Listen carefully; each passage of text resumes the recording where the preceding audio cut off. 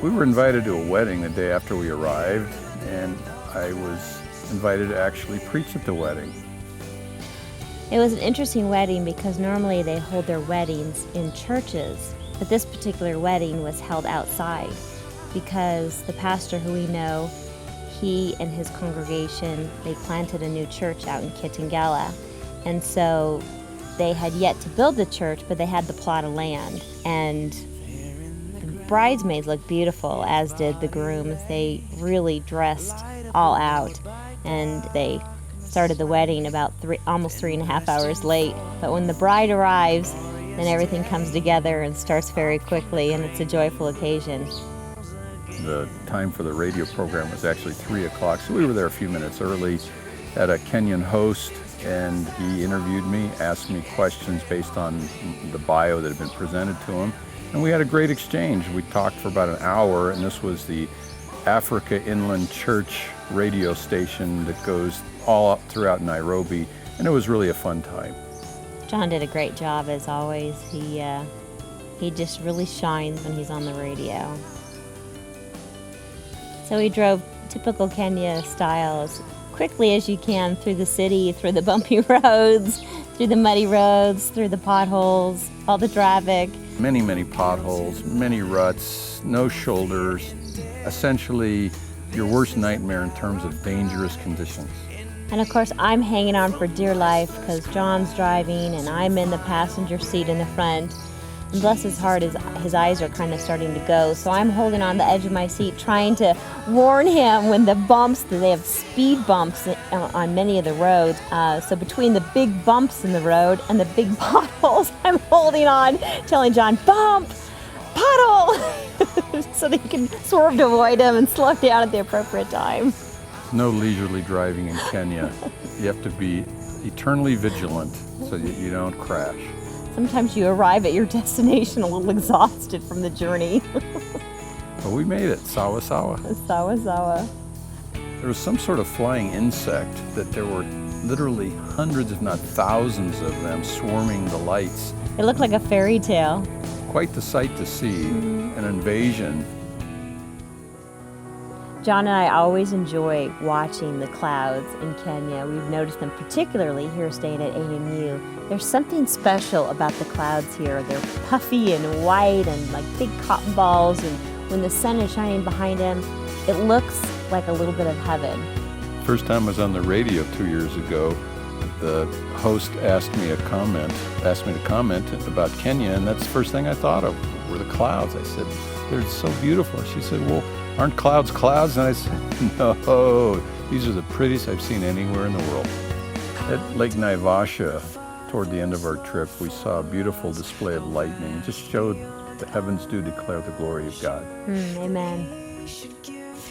And once we walked some distance to get to the suspension bridge that you must walk across to get over to Kitengela, it reminds you of something out of the Indiana Jones movie. Although it's held together with cables and wires, you don't want to look too closely or you may not want to go across this bridge. And interestingly enough, once you get across the other side, then they have you sign a waiver of liability. Not before you cross, but after you cross. Once there, it's quite a feast for the eyes. So many different colors, so much glass in different shapes and forms. We even watched them forming the glass, heating it, blowing the glass. It was amazing to see the techniques they employed, and they do this day in and day out, and it's quite an art, and we were quite blessed and impressed to see that. The buildings themselves are very eclectic, with pieces of fragments of glass stuck in the buildings. The buildings are oddly shaped. Looks like something out of Disneyland that's, I don't know. Alice in Wonderland. Yeah. Something like that. And out here in the middle of nowhere in Kenya, you wouldn't expect to find that, but that's what we found. It's unusual, highly unusual. Shopping's an experience in Kenya. Some stores have fixed prices, but just about everything else is up for negotiation. When you buy milk at the grocery store, it often comes in bags in the refrigerated section, or you can even buy boxed milk, which is just found on the shelf and it's not refrigerated. So from supermarkets, we went to what's called the Maasai market, where they have many people with their little displays of carvings and all that. They have everything from Maasai blankets to machetes, beautiful artwork like paintings and wood carvings, animal carvings, all kinds of wonderful things, and you just need to know how to bargain well.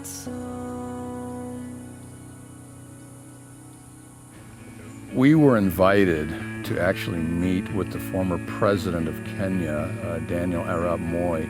The meeting we had with President Moi was arranged by a pastor named Boniface, who he and his wife Bonnie were also there, and two of their friends from England, one of the fellows, Simon, who helped support his ministry, and his sister were there, as well as one of the singers from Tanzania, along with Laurie, myself, and with Andrew.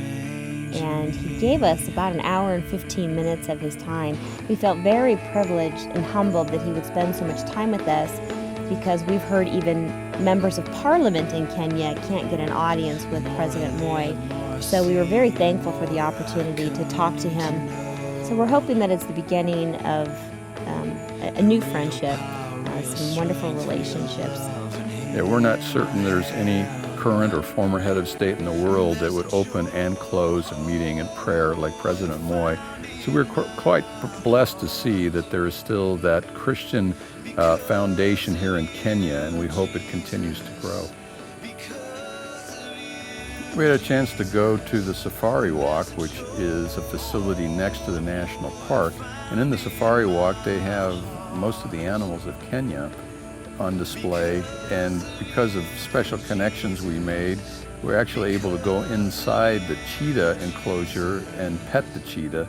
And later on, we actually got to have Andy go inside the rhino enclosure and pet the rhino, something you could never do in America. The hyenas were very interesting, and they did not seem to be too afraid of us, although they were a little skittish. But very interesting creatures as we followed them for quite a while, and they seemed to be okay with being photographed. All the animals that are at this safari walk are orphans, so they've all been rescued in the wild because they've been abandoned. And so if they weren't brought in and cared for at this facility where they mimic their natural environment, then they probably wouldn't survive. That place, and also another place where we'd been called the Maasai Lodge, looked like something out of the movie Jurassic Park. Just beautiful scenery with wild animals all around, something that you have to come to Africa to see. I have to say that leaving Kenya, it's like they say in Shakespeare, parting is sweet sorrow. I mean, I'm excited to go back and see family and to see our home church, but it's hard to leave here because we'll miss our Kenyan brothers and sisters, and we do feel like a little piece of our hearts are here, but we know we're coming back soon.